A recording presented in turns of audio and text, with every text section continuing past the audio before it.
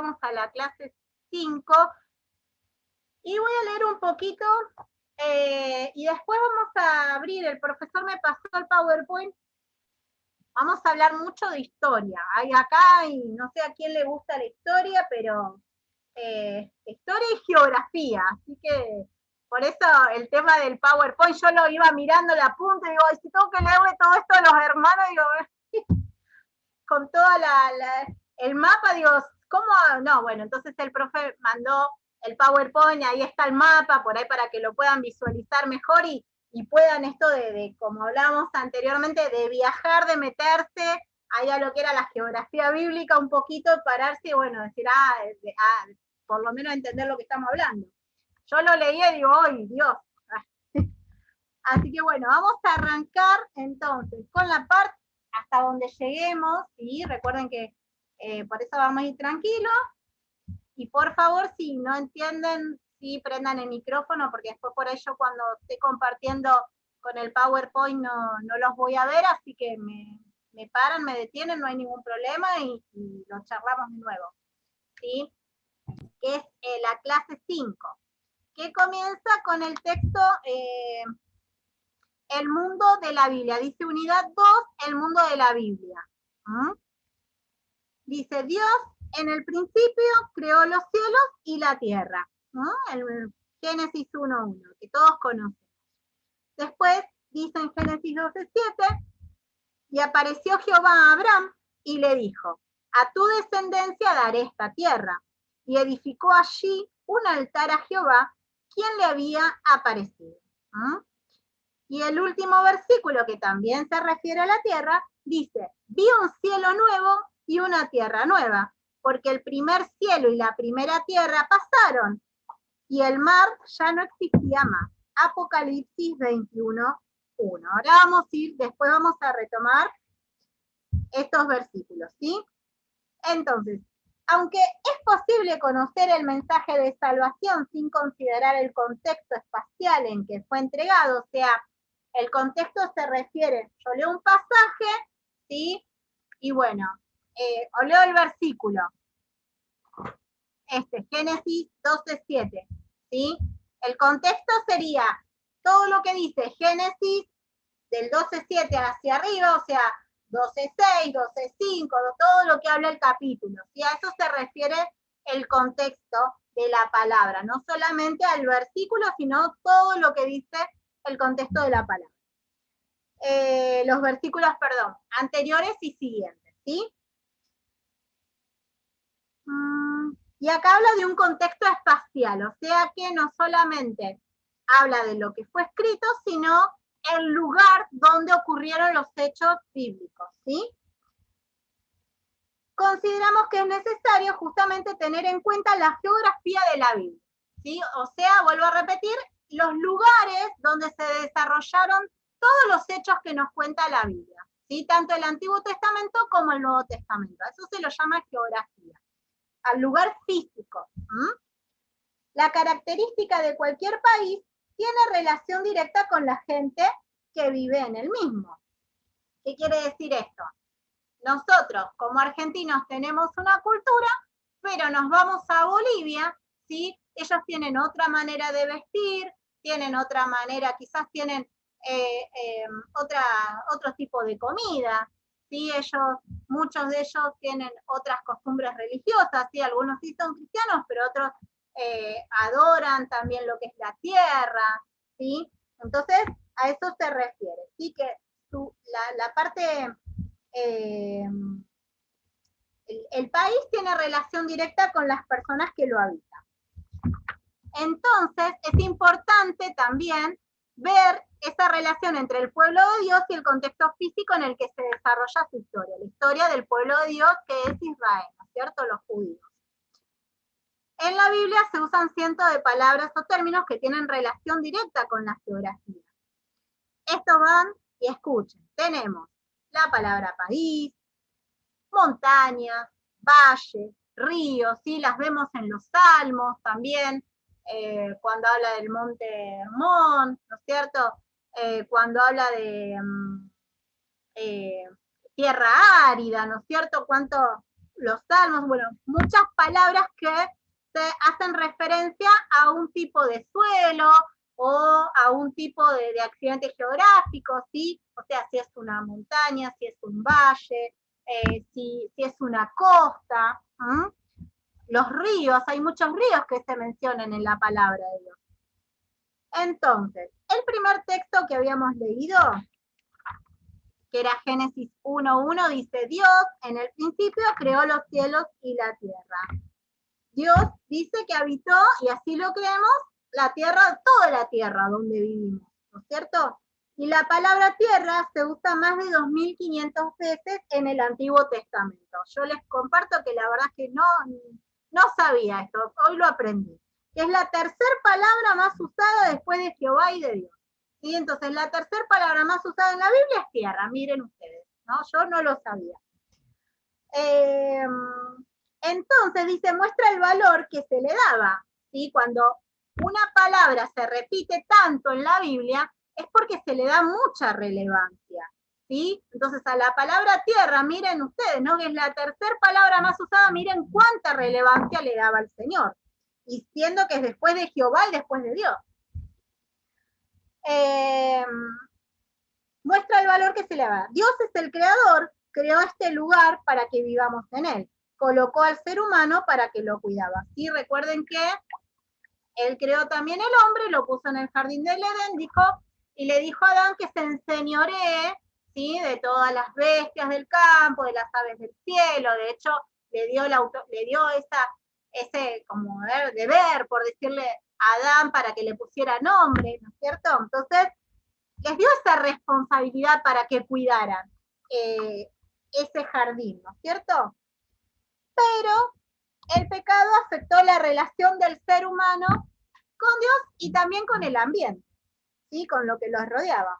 Entonces tenemos una responsabilidad para con el lugar que Dios nos ha dado para que lo administremos. Así mismo hoy, ¿no? El Señor nos da nuestra familia, nuestros hijos, para los que somos padres, nos confía algo, ¿no? Y nosotros tenemos que cuidarlo y ministrarlo también, saber administrarlo, ¿cierto? Bueno, lo mismo pasó. Lamentablemente, ellos no supieron quizás hacer bien ese trabajo, ¿no? Y después ya sabemos lo que pasó. El segundo texto, que era Génesis 12:7, que decía, y apareció Jehová a Abraham y le dijo, a tu descendencia daré esta tierra, y edificó allí un altar a Jehová, quien le había aparecido. Este texto nos muestra una promesa. La promesa de la tierra prometida también, como ya conocemos. Este varón que comenzó a llamarse Abraham, ¿sí? Que habíamos dicho que él fue amigo de Dios, que Dios lo llamó su amigo, a él le dio la promesa de una gran nación, que también lo conocemos. Abraham, ¿cómo lo conocemos? Además de amigo de Dios, ¿cómo lo conocemos? El padre de la fe. Padre de la fe. Amén, padre de la fe. Muy bien. Entonces, y que el Señor le prometió que no solamente para él era la promesa, dice, sino así para todos su descendencia, que su descendencia, dice, le hizo ver las estrellas, y mira las estrellas del cielo, y la arena decía, ¿no es cierto? Bueno, así infinita iba a ser esta descendencia, y el Señor cumplió. Abraham le creyó a Dios, dice la palabra, y el Señor cumplió, ¿no es cierto? Esa promesa. Y el tercer texto, que era Apocalipsis 21:1, que decía, vi un cielo nuevo y una tierra nueva, porque el primer cielo y la primera tierra pasaron y el mar ya no existía más. Dice, el tercer texto muestra el desarrollo entre el Nuevo y el Antiguo Testamento. Allí se presenta Jerusalén. Recuerden que Jerusalén era la ciudad más importante, ahora lo vamos a ir viendo también en esta clase. Era, digamos, la ciudad más importante del Antiguo Testamento. Entonces dice que la presenta no solo como la ciudad histórica de David, sino también como la nueva Jerusalén. ¿Sí? De ahí se hace referencia a un cielo nueva y Tierra nueva, cielo nueva, de hecho se me venía a la mente un corito, ¿no? Jerusalén, qué bonita eres, calles de oro, mar de cristal, ¿no es cierto? Por esas calles vamos a caminar, dice la palabra, ¿no? Así que todos los que perseveremos vamos a llegar a ese cielo nuevo y tierra nueva, en el nombre de Jesús, hermanos. Entonces dice que de acuerdo al Antiguo Testamento, la salvación llega a nosotros por medio de un pueblo, que es el pueblo de Israel. Nosotros para estudiar la palabra es necesario estudiar el pueblo de Israel, ver sus costumbres, cómo ellos vivían, ¿sí? En qué creían, cómo eran. El Señor de hecho habla a través de muchas parábolas, y a veces no entendemos las parábolas, y es porque tenemos que entender qué quiso Jesús, era judío, entonces qué es lo que quiso decir el Señor a esos otros judíos. Entonces nosotros para poder entender ese mensaje específico tenemos que pensar como un judío. Para eso tenemos que estudiar su historia. ¿Se entiende lo que voy diciendo? Porque es necesario entonces entender esto hoy, porque ¿para qué voy a estudiar al pueblo judío? Bueno, porque tengo que pensar como un judío para muchas veces poder entender lo que Jesús le estaba diciendo. No solamente Jesús, sino también los profetas, ¿sí?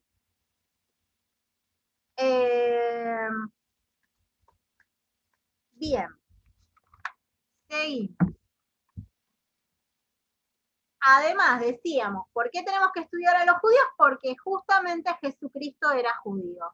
Fue nacido de una mujer judía, fue ciudadano, ¿sí? De un pueblo judío, estuvo en un tiempo específico y justamente él proclamó el evangelio por campos, ciudades y aldeas de Galilea y de Judea. Y tomó las parábolas del medio ambiente que él habitaba, ¿sí? Entonces, aún cuando habla, por ejemplo, mucho del olivo, ¿por qué hablaba tanto del olivo? Es un ejemplo, ¿no? Que les doy. ¿Por qué hablaba tanto del olivo? Porque justamente, ¿sí? Ellos tenían su producción de árboles de olivo. Entonces, en una zona donde cosechaban lo que era el olivo, la aceituna. Entonces, por eso también hay tanta referencia a lo que es el olivo en la palabra. ¿Sí? Ahora sí voy a ir mostrando las diapositivas porque ya les digo, son muchísimos mapas y bueno, espera, me olvidé. Pequeño detalle que no compartía la pantalla.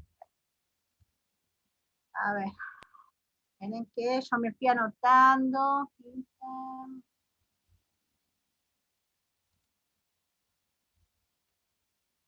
Dame paciencia. A ver. Esto ya lo fuimos diciendo.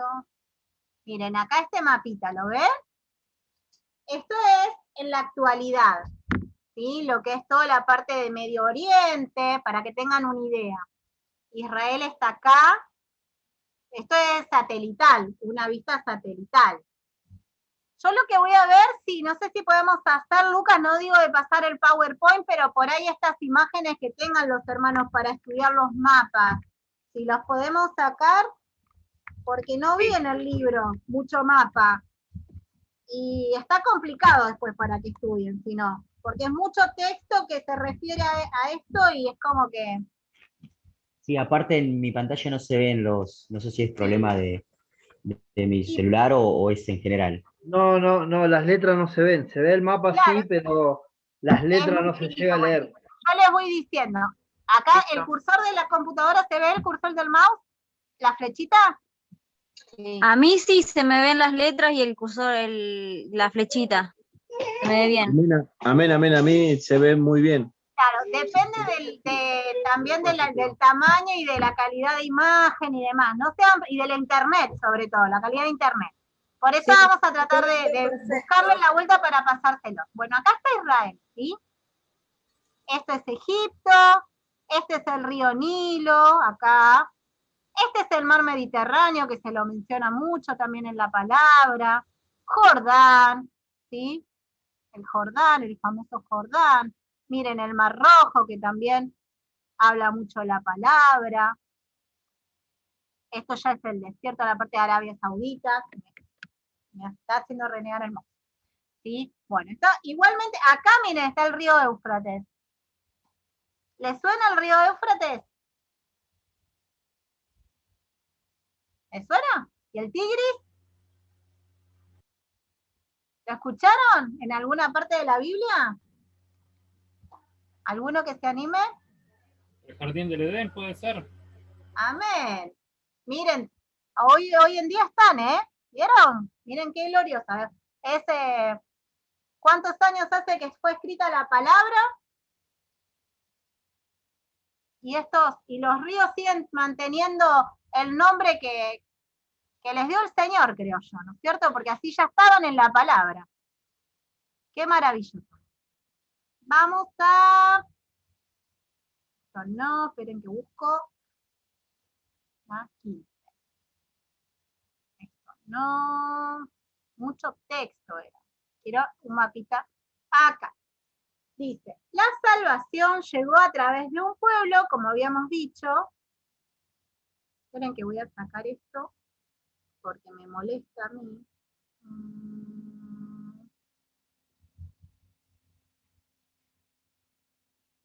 Ahí está. La salvación llegó a través de un pueblo y una tierra elegida. Dijimos que era el pueblo de Dios, ¿sí? Y la tierra, esta tierra prometida. Este es el mapa de Israel, ¿sí? Ya también más es de ahora, ¿sí? Es actual, en que está Jerusalén. Este puntito rojo que quizás muchos van a ver en chiquitito es Jerusalén. Por acá está Palestina. Acá chiquitito, ya acá se lo ve más chiquitito, el Mar Muerto, pero bueno, no importa. Igual después vamos a tratar de pasárselo para que ustedes lo puedan ver. Porque sin el mapa va a ser difícil ubicarse, si no, no se lo van a poder imaginar. Seguimos. Entonces, el mundo de la Biblia. Dijimos, esto lo habíamos dicho recién, que Jesucristo, que es Dios manifestado en carne, nacido de mujer y ciudadano, perdón, me molestaban las imágenes, ciudadano y vecino de un pueblo insertado en la historia, cuyo ministerio se mantuvo dentro de los estrechos límites de Palestina. Y proclamó el evangelio por los campos, ciudades y aldeas de Galilea y de Judea. ¿Sí? Acá me está diciendo que esto era Judea, acá abajo, ¿sí? El Mar Muerto, el río Jordán, todo esto que ven en celestito significa agua. ¿Sí? Por ahí los que tienen el celular chiquitito. Acá por acá, ¿sí? Sería lo que es el Monte Hermón, que en otro mapita ya lo vamos a visualizar. Miren, acá dice que Jesús hace su primer milagro, que fue en una boda. ¿Se acuerdan? Las bodas de Caná. Esperen que voy a inhabilitar para que puedan escribir. No lo inhabiliten. Ahí está. Y ahora sí. Listo. Después, acá en el río Jordán, es donde Jesús se bautizó. En Belén, donde el Señor nació. Y esto es a modo de información para que ustedes más o menos se imaginen por dónde anduvo Jesús. Entonces, esto también lo dijimos, que el Señor Jesús tomó sus parábolas del medio ambiente geográfico y vital que lo rodeaba. De ahí la preocupación de los evangelistas por subrayar, junto con la ubicación geográfica de Jesús, el misterio de las manifestaciones en carne. O sea, de poder entender esto qué es lo que quería, qué es lo que significaba una parábola. A mí se me viene a la mente, por ejemplo, la parábola que está en Mateo, que habla de que nadie puede esconder una luz debajo de un almud. Y si yo no sé lo que es un almud, no voy a entender lo que Dios me está diciendo, ¿no es cierto? Entonces, yo primero tengo que buscar qué era un almud, para qué servía, y después poder interpretar esa palabra, ¿no es cierto? Entonces, que un almud aprendí que era un recipiente de madera que servía para medir los granos. Recuerden que también mucha la palabra habla de los granos, ¿sí? Después vamos a ir viendo qué tipos de granos, pero no había por ahí una balanza como ahora. Entonces ellos tenían ese almud, supongan que esto es un almud más grande, ellos ponían los granos y decían, bueno, ahí tenían, con eso era su objeto de medición, era el almud. Algunos, como eran más grandecitos, también lo daban vuelta y lo usaban de banquito, como era de madera, ¿sí? Entonces, ¿qué pasaba? ¿Sí? Dice, si ponían el almud, la luz, ¿sí? Recuerden que se usaban las lámparas de aceite. Entonces, si ponían esa lámpara de aceite, las vasijitas chiquititas, dentro del almud, esa luz se apagaba, ¿sí?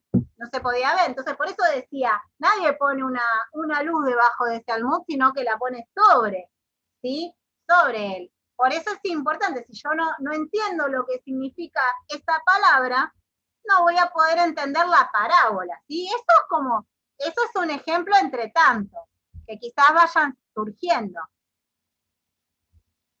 Esperen que acá voy a dejar de compartir. Igual, ¿no? Perdón. En las nuevas versiones se explican también, ¿no? Puede ser los significados del almud y esas cosas, un poco más específico, puede ser. Sí. Como decís vos. Seguro. Por eso se aconseja también para estudiar la palabra hoy en día de buscar distintas versiones, que también lo habíamos hablado en una de las primeras clases, ¿no? Por ahí está la traducción del lenguaje actual, Palabra de Dios para Todos, que justamente nos ayuda a interpretar mejor, pero no porque tengamos otras versiones, ¿no es cierto? Hay cosas que igualmente no la vamos a entender. Hay una materia que se llama contexto bíblico que sigue a esta. Esto es muy por arriba, o sea, se va a profundizar mucho en lo que es la materia contexto bíblico, todo esto. Pero, por ejemplo, para que se dé una idea, ¿no, hermano? A ver, el amigo, lo del amigo insistente, que venía el amigo a la madrugada a golpearle la puerta que quería pan para su otro amigo que había venido, ¿no? Y usted dice, y que el de adentro le contesta, no, pero ahora no, ya estamos durmiendo, estamos acostados, ¿no? Entonces, ¿por qué le decía, por qué uno insistía tanto? ¿Y por qué el otro le dijo, no, ya, ahora no te puedo, estoy durmiendo? Pero no era porque solamente, era porque dio todo un proceso. ¿Por qué? Porque ellos dormían, ponían como una manta en el piso, dormía la mamá de un lado, los niños en el medio y el papá del otro lado. Entonces él, para poder levantarse, abrir la puerta, tenía que pasar por arriba de toda la familia. Entonces no era, para eso yo necesito entender cómo vivían los judíos en ese tiempo. ¿Y por qué el otro amigo insistía y golpeaba, ¿no? Porque le había caído un amigo a él. Entonces era obligación, miren ustedes, miren todo lo que nos lleva. Era obligación de que cuando venía alguien, un visitante, y a mí lo que me llamó mucho la atención a esto, que no importa si era amigo o no te caía bien la persona que venía a visitarte a las 3 de la mañana, vos vas a decir, ¿quién te va a venir a las 3 de la mañana? No importa si no te caía bien esa persona, era una costumbre, un deber para ellos, recibir a la visita y poder atenderla, y como no tenía nada para ofrecerle, sale corriendo a golpearle la puerta al otro, porque si no, él no podía cumplir con ese deber. Entonces, por eso es importante esto de entender, ¿no? Y después lo llevamos a nuestra vida propia, ¿no? Sí, ¿alguno quiere decir algo? De repente. Tiene abierto el micrófono, me parece. Ahí está. Por eso, ¿no? Esto de entender más allá, hay cosas que las versiones, por más que tengamos, no sé, el lenguaje más sencillito, tenemos que entender cómo vivían ellos y por qué las reacciones que tenían, esto de rasgarse las vestiduras, no sé cuántas cosas que ya van a ir aprendiendo y conociendo, porque justamente eran costumbres propias de los judíos. El tema de sus viviendas también, ¿no? Muchas cosas, que también lo van a profundizar en lo que es la materia contexto bíblico. Acá quizás se ve muy, muy por arriba. Vamos a seguir. Dice la palabra en Deuteronomio 26:5. Estoy donde habla el mundo en tiempos del Antiguo Testamento. Dice, entonces hablarás y dirás delante de Jehová tu Dios, un arameo a punto de perecer fue mi padre, el cual descendió a Egipto y habitó allí con pocos hombres, y allí creció y llegó a ser una nación grande, fuerte y numerosa. ¿Sí? Fíjense que acá, recuerden que estamos viendo la parte de lo que es la geografía, el tema de la tierra, ¿sí? El estudio de la tierra. Entonces, acá qué es lo que tengo que tener, descendió a Egipto, por eso el mapita ese que había aparecido antes. Yo me tengo que imaginar esto, decir, a ver, ¿cómo descendió a Egipto? ¿Cómo descendió a Egipto? Entonces, ¿qué quiere decir? Que venía, ¿cómo yo desciendo una escalera? ¿Cómo descendió a Egipto? ¿No? Entonces yo me tengo que imaginar que era, que venía de otro país, puede ser, ¿sí? Creo que después está el mapita de ese versículo. El escenario de la Biblia no se limita al territorio de Israel o Palestina, ¿sí? Nos gira todo, si bien es el centro, es el pueblo escogido por Dios, pero todos sabemos que para llegar hoy a ser Israel, ¿sí? Tuvieron que pasar por muchas cosas y andar por muchas ciudades, por muchos países. Entonces la Biblia inicia la historia de la salvación con el llamamiento de Abraham, y él era de Ur, de la tierra de los caldeos, ¿sí? A esto se puede agregar que Israel fue liberado de la esclavitud que sufría en Egipto. ¿Recuerdan, sí? Que ellos habían quedado esclavos en Egipto porque se empezaba a crecer. Esto quedó, ¿alguien sabe decirme por qué quedaron esclavos? ¿Por qué tuvo que ahí el Señor mandar a ese libertador, a Moisés? A ver, después de la muerte de quién habrá quedado como esclavo el pueblo judío. A ver si se acuerdan de algún... Después de la muerte de José. Muy bien, amén, amén, José, muy bien. Entonces, claro, mientras estaba José, ¿no es cierto? Ahí está cuando vuelve, José trae a sus hermanos, recuerdan, a vivir, no vamos a hablar de la historia anterior de José, ¿sí? Pero ahí empieza a vivir el pueblo judío en lo que es en Egipto, ¿no es cierto? Las 12 tribus de Israel, ¿sí? Llevan el nombre de los hermanos de José. No, ¿qué vas a hacer? ¿Para ¿Sí? qué? Entonces, ahí empieza pero ¿qué pasa? Después de muchos años, ¿no es cierto? Cuando muere José, empieza justamente el pueblo a crecer, y mucho se reproducía el pueblo judío. Y esto ya a los egipcios no les convenía. Entonces, también cambia el faraón, ¿no es cierto? No era el mismo faraón que estaba en el reinado de José, y bueno, ellos deciden tomar al pueblo de Dios como esclavo, por muchos años, hasta que ya conocemos la historia de Moisés. Pero bueno, es más o menos para ir poniéndolos en contexto de lo que vamos leyendo, ¿sí?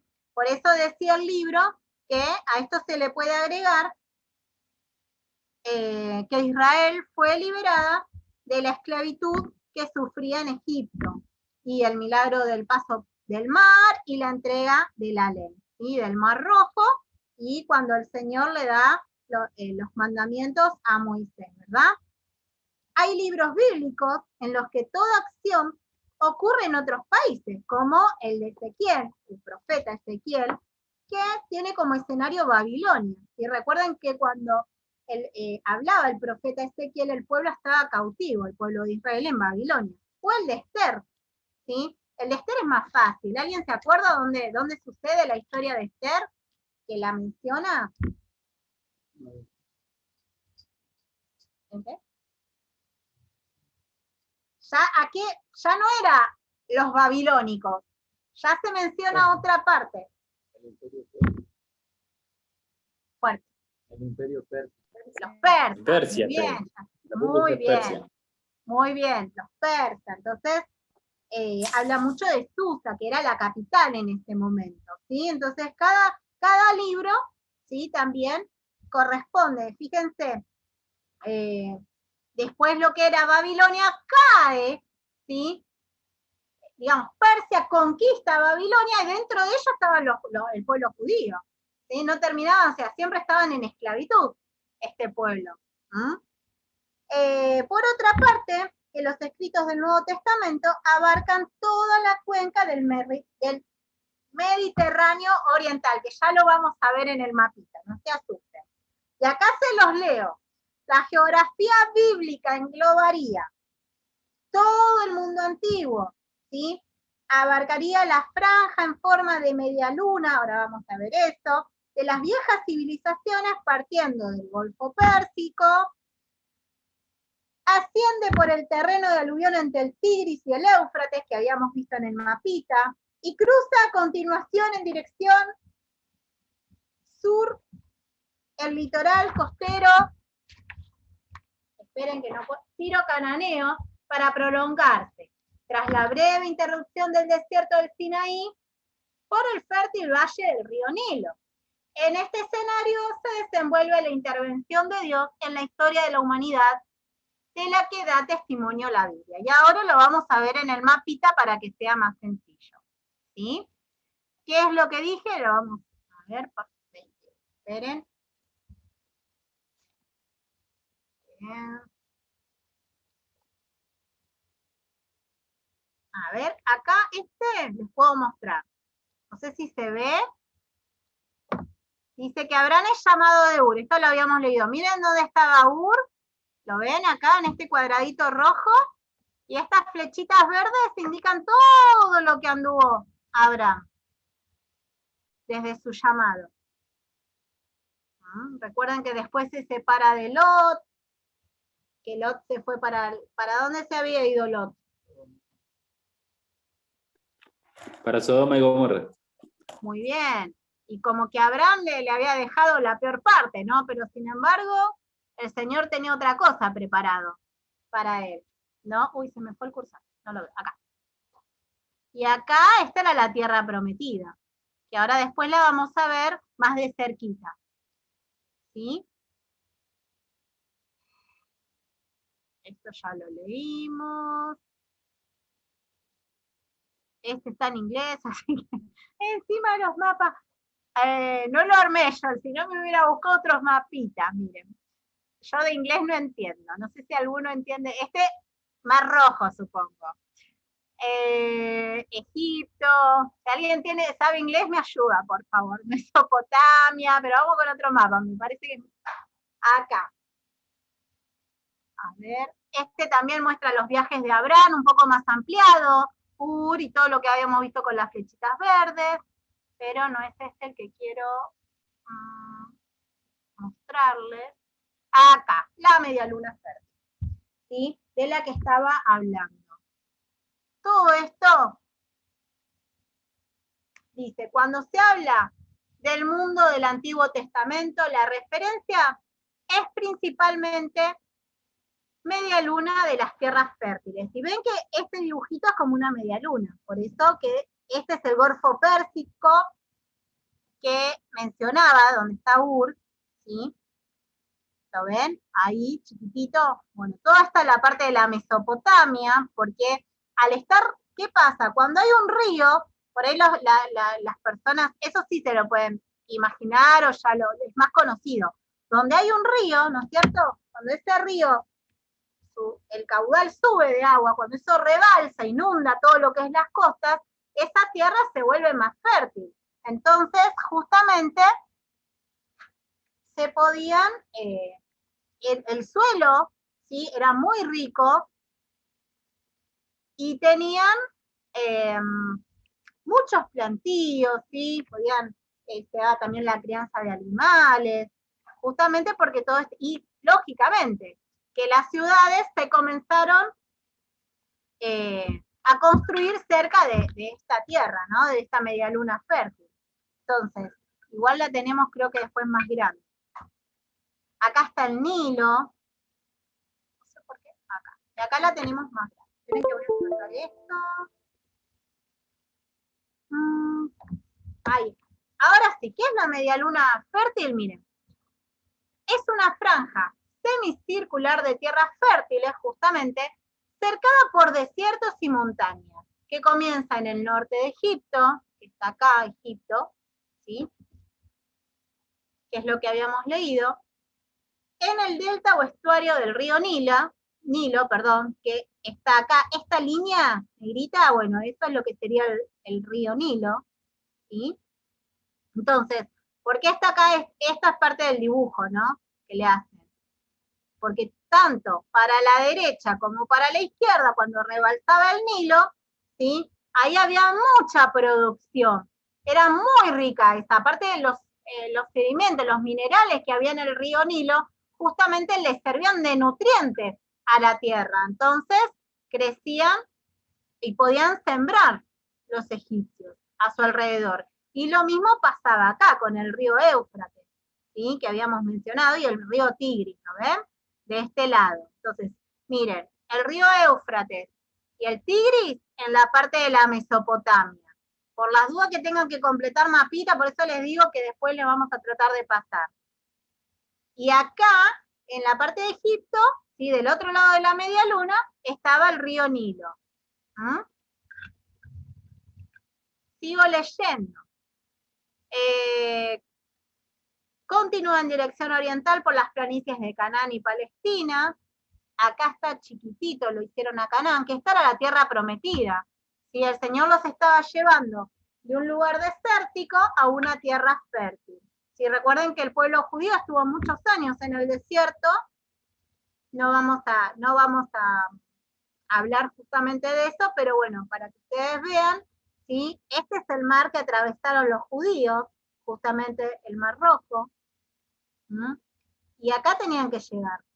No sé si escucharon, creo que era un camino de 11 días, puede ser, si no recuerdo mal, y ellos tardaron 40 años, ¿no? Porque caminaban en círculos, pero era por su desobediencia, por su rebeldía. 14 días me dice mi hijo. Puede ser, no me acuerdo bien exactamente. 11 días, hermana. ¿Cuánto? 11 días. 11 días. 11. Ah, viste, 11, me parecía. Pero yo también me puedo equivocar, me puede fallar la memoria. Entonces, y por las regiones aluviales quiere decir que están todas cerca del río, ¿sí? Cuando habla de aluviones, todo eso, bueno, todo lo que se refiere a la parte, cuando habla de fluvial, ¿sí? Es todo lo que es de río, relativo al río. De Siria y de Irak, a ver si lo encontramos acá, Siria, Irak. Bueno, pero estamos por acá, por acá sería. Por situarse entre estos dos ríos, la parte oriental de la región se llamaba Mesopotamia. Esto es lo que yo les decía, ¿ven? El Tigris y el río y el Éufrates acá, en lo que era la Mesopotamia. Y del otro lado de Egipto con el Nilo. Entonces todo esto, toda esta zona era súper fértil, por eso se la llamaba media luna fértil. Y por eso también tantas guerras, tantas batallas, porque todos querían esa tierra. Entonces, la media luna de las tierras fértiles, su centro era justamente Canaán, ¿sí? La tierra prometida, la famosa tierra prometida, y Palestina. Dios llamó a Abraham, lo sacó de la Mesopotamia para llevarlo a la tierra de Canaán, y eso lo está en Génesis 12, 5 al 7. Guió a Israel desde Egipto para darle también la tierra de Canaán, o sea que siempre el centro era Canaán, ¿sí? Moisés, ¿dónde lo llevaba al pueblo también? A Canaán, ¿no es cierto? Los israelitas desterrados en Asiria, Media, Babilonia y Persa adoraban a un Dios que tenía su templo en Jerusalén. Cuando Daniel oraba en Babilonia, volvía el rostro hacia Jerusalén. Esto lo habremos leído. Jesús muere, ¿dónde? En Jerusalén. Recuerden que habíamos leído el pasaje bíblico, ¿sí? Acerca de la ciudad de Jerusalén, que era la ciudad más importante. Los apóstoles partieron de Jerusalén. Hay pues muchas razones para identificar a Canaán, Palestina, como el país de la Biblia. Y acá también lo vemos, este mapita, ¿sí? Por ahí está un poquito más grande, más claro, con todos los nombres, ¿sí? De los países, las ciudades. Miren, acá está Jerusalén, ¿la ven? Ahí, hacia el centro. Acá está Damasco. ¿La ciudad de qué apóstol? Damasco. Pablo. De Pablo, muy bien. Ahí donde se convirtió. Muy bien, seguimos. Acá dice, Canaán ocupa un lugar central en la medialuna fértil, tanto geográficamente como puente entre las dos grandes civilizaciones, o sea, Egipto y la Mesopotamia. Entre el mar Mediterráneo y el Golfo Pérsico se extiende la región que hoy llamamos Oriente Medio. O sea, a la mitad de todo esto, entre la Mesopotamia y entre Egipto, lo que está en el medio, lo que está en el centro, hoy se lo conoce como Oriente Medio, ¿sí? En este escenario se desenvuelve la intervención de Dios en la historia de la humanidad, de la que da testimonio la Biblia. Y acá, con paciencia lo leemos, ¿sí? Después está el mapita. Esto yo me acuerdo que lo vi en contexto bíblico, por ejemplo, y la profesora lo tomó en examen. No sé si lo tomarán en examen ahora de nuevo. Dice, además Canaán presenta 4 regiones topográficas bien diferenciadas. ¿Sí? ¿Qué quiere decir topográfica? Que son distintos suelos, ¿sí? Para como más sencillo se los digo. Una es la depresión del Jordán, así se llama, depresión del Jordán, o depresión tectónica, un impresionante valle que discurre del norte a sur desde el Monte Hermón y que continúa por el lago Tiberíades, conocido también como Mar de Galilea, así más conocido. Mar de Galilea lo hemos escuchado también en la Biblia, lo hemos leído. Pasado por el Mar Muerto, hasta el Golfo de Agaba. Otra región que se divide, toda esa medialuna fértil, eso que vimos anteriormente, es lo que se divide en 4 partes, ¿sí? Otra región es la franja montañosa del este, de Galilea, Samaria y Judea, donde se encuentran numerosas colinas, entre las que se destaca el Monte Merón, en Galilea. En la cadena montañosa de Samaria, paralela al río Jordán, las colinas llegan a alcanzar los 900 metros, y ya junto al Mar Muerto, los montes de Judea, donde se distingue el Monte Hebrón, con 1027 metros. Vamos una más. La tercera franja es la llanura costera, que se extiende desde el Líbano hasta Gaza, interrumpida tan solo por el Monte Carmelo. También conocemos el Monte Carmelo, ¿no? ¿Eso nos viene a la mente? ¿Sí? Ahí hasta un corito, ¿no? Elías oraba en el Monte Carmelo, muy cerca de Haifa. Sigo. Y la última franja, la cadena montañosa del oeste. En la región meridional se extiende el vasto desierto del Negev. También lo hemos leído en algún salmo, ¿sí? Cuando habla del Negev. Entonces acá está el mapita, ¿sí? De las 4 franjas. Esto, no sé si lo quieren por las dudas, a mí me lo evaluaron tenía que justamente marcar el mapita y poner el nombre de las franjas, ¿sí? Entonces, acá tenemos el Mar de la Sal, o el Mar Muerto, también lo conocemos, ¿no es cierto? Entonces, ¿por qué se llaman distintos? Porque son distintos suelos, por eso se los divide en 4, ¿sí? Entonces, esta era la parte del valle, porque al haber un río dijimos que era más fértil, y se está yendo, esta ya es más desértica para acá, ¿sí? Ya la tercera y la cuarta. Acá hay montañas. Sigo.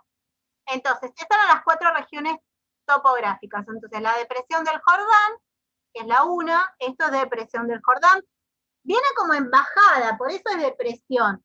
¿Sí? Recuerden que acá, por acá arriba, dijimos que estaba el monte Bet, ahí está el monte. Acá está Hermón, ¿sí? Y acá está el monte, Merón, ¿sí? Entonces esto viene como en bajada, por eso es una depresión, o sea una, geográficamente hablando, ¿no? Por eso habla entonces.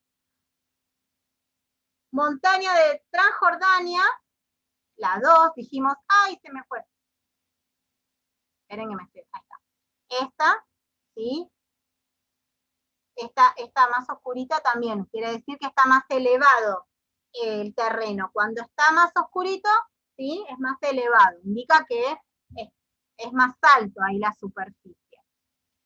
La llanura costera del Mediterráneo, la 3, ¿sí? ¿Por qué costera? Justamente, miren, porque está el mar grande, le dicen al mar Mediterráneo también, ¿sí? Toda esta es la costa. Y el último dijimos que eran las montañas de Cisjordania, que era otra cadena montañosa que era de este lado. ¿Ven que acá también está oscurito? Entonces ustedes recuerden esto. Cuando el mapa indica un marroncito más oscuro, es que no es que es una superficie plana, hay elevaciones, ¿sí? Hay montañas, hay sierras. Eso por ahí les va a ayudar a cuando tengan que ubicar en el mapa, si es que se los dan, no sé.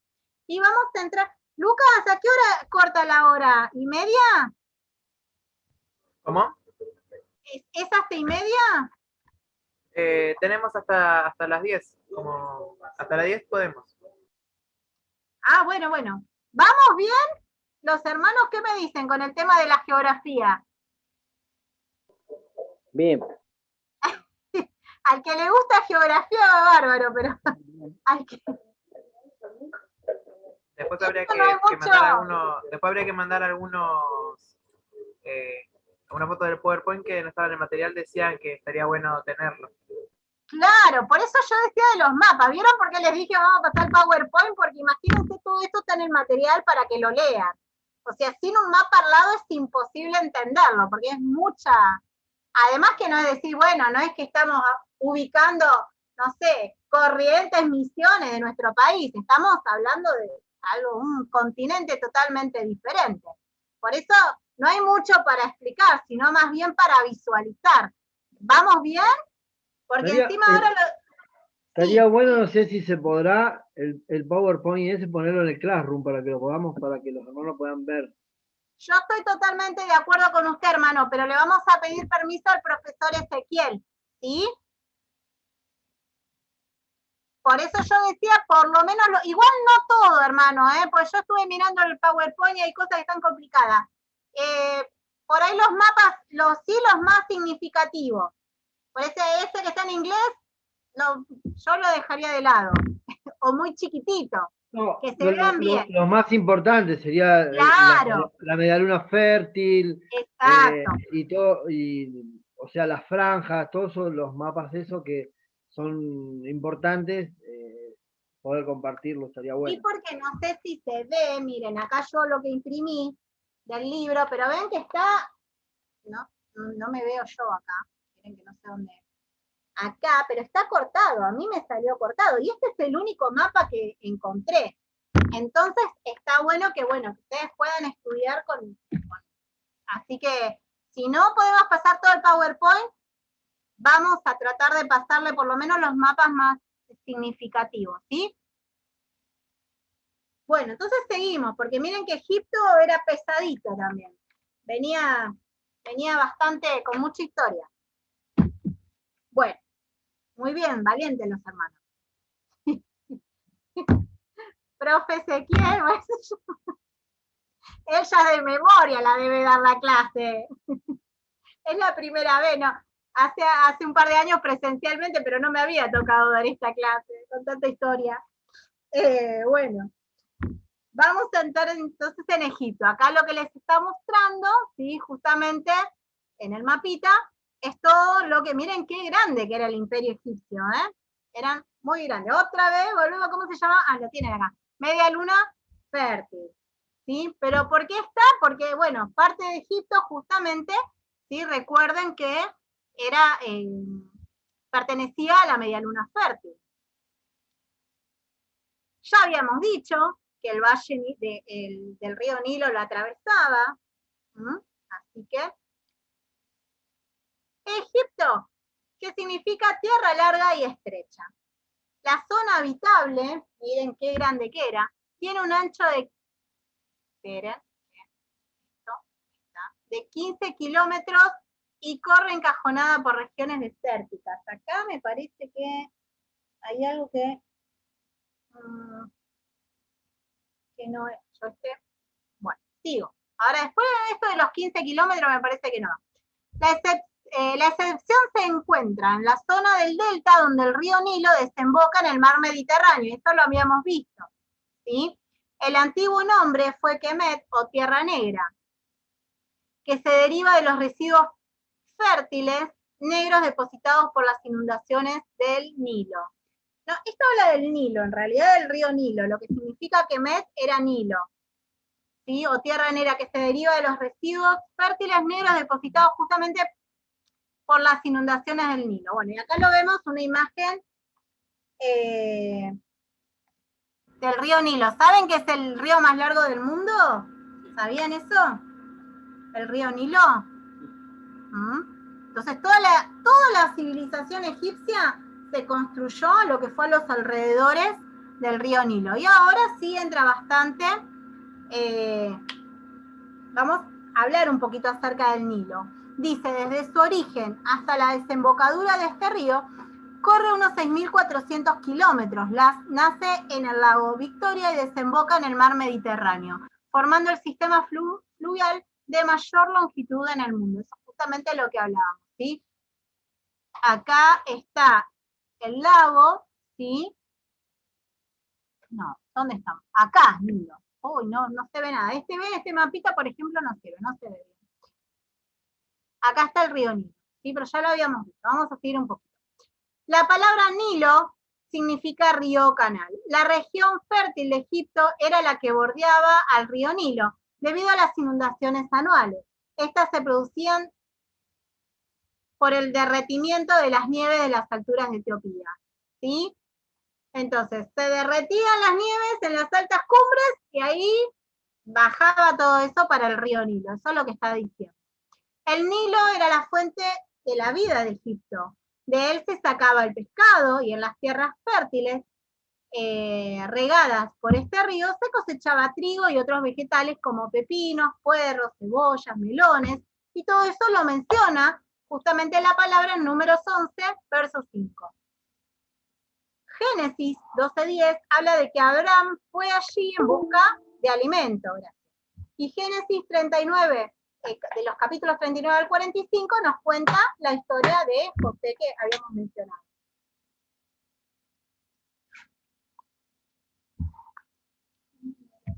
Bueno, acá lo tenemos un poquito mejor, los mapitas están más lindos, mar Mediterráneo, ¿sí? Acá tenemos el río Nilo, las civilizaciones que se fueron construyendo a su alrededor, el Mar Rojo, que está al bordecito de lo que fue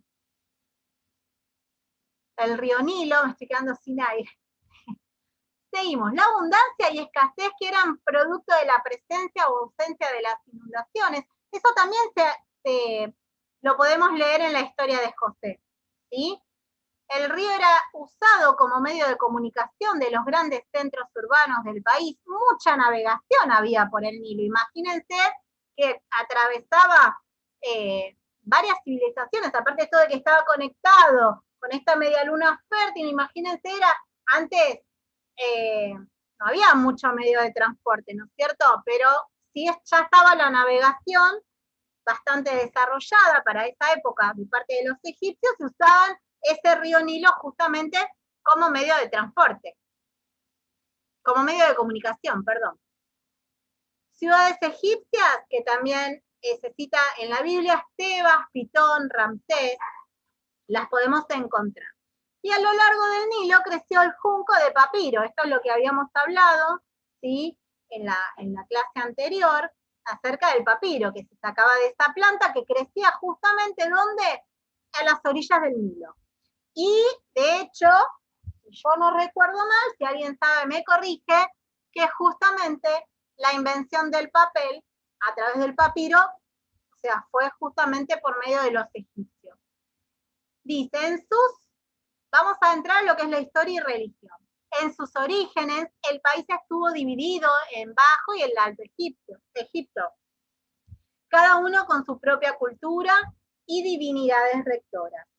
¿Sí? Eran, pero súper politeístas serían la palabra. Creían en muchísimos dioses, ellos para todo le hacían un dios, ¿no? La organización sociopolítica del pueblo se estableció entre la dimensión religiosa y el aspecto económico. O sea que la parte religiosa tenía mucho peso, eso es lo que quiere decir. Y económicamente estaba muy bien lo que era la comunidad egipcia. Por eso oro, dice mi hijo, sí, es verdad, porque justamente había mucho oro, todas las decoraciones de los faraones, ¿no? Y todos por todos lados había oro. En la divinización del río Nilo, su fuente primordial era su sustento, como ya dijimos, ¿sí? Estaba el pescado y todos los vegetales que podían sembrar alrededor del río. Los faraones se convirtieron en dioses reyes. Ya cobraron tanta importancia que ellos mismos ya se creían que eran dioses.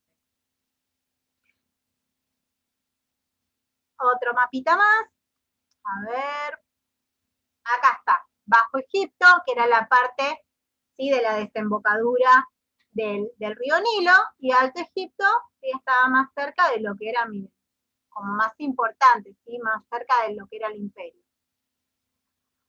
Hay rastros de culturas prehistóricas desde 5.000 años antes de Cristo. La primera dinastía comienza alrededor del 3200 años antes de Cristo, es decir, 1200 años antes del nacimiento del patriarca Abraham. ¿Sí? Seguimos. Dijimos, las que eran politeístas, ¿qué quiere decir? Que creían en muchos dioses. Una de las principales eran Amon-Ra, Horus, Osiris, Ra, Dios supremo, Isis, Anubis, ¿sí? Ellos eran uno el dios de la muerte, del sol. Después decían, adoraban también animales sagrados como el buey aspi o el escarabajo. Existía una poderosa casta de sacerdotes, surgida al amparo de los templos de las grandes ciudades, Memphis, Hermópolis, Heliópolis. Recuerden que cuando Moisés se va a enfrentar al faraón, ¿no es cierto? Esto de que cuando él convierte el agua en sangre, ¿no? ¿Quiénes eran los que querían ahí hacer lo mismo? ¿No? ¿A quién convocó el faraón? A los sacerdotes, ¿sí? Eran medios brujos esos sacerdotes, eran brujos, ¿no? Seguimos. Los dioses egipcios han sido clasificados bajo 3 tipos: dioses locales, dioses cósmicos, dioses responsables de alguna función en la vida. Vieron que yo le dije que íbamos a ver mucha historia. Ahora estamos estudiando Egipto. Uno de los propósitos de las plagas, ¿sí?, era mostrar la superioridad del único Jehová ante los muchos así llamados dioses de Egipto. A ver, ¿se acuerdan alguna de las plagas? A ver, ¿quién puede mencionar alguna plaga? La langosta. Muy bien. Otra plaga. La mosca. Las ranas. Bien. Las ranas. ¿Cómo? Las ranas. Ranas. Sí, las ranas. ¿Qué más? La muerte de los primogénitos. La muerte de los primogénitos. De los primogénitos. Muy bien. Se va a poner contento el profe Ezequiel cuando les cuente. ¿Alguna otra? Las tinieblas, los piojos. Los piojos. Sí, qué fea esa, ¿eh? El enemigo de las madres, los piojos. Las langostas. Las langostas, muy bien, ya lo dijeron, está muy bien, amén. La caída de bolas de fuego y granizo. Muy bien, excelente. Muy bien, hermano.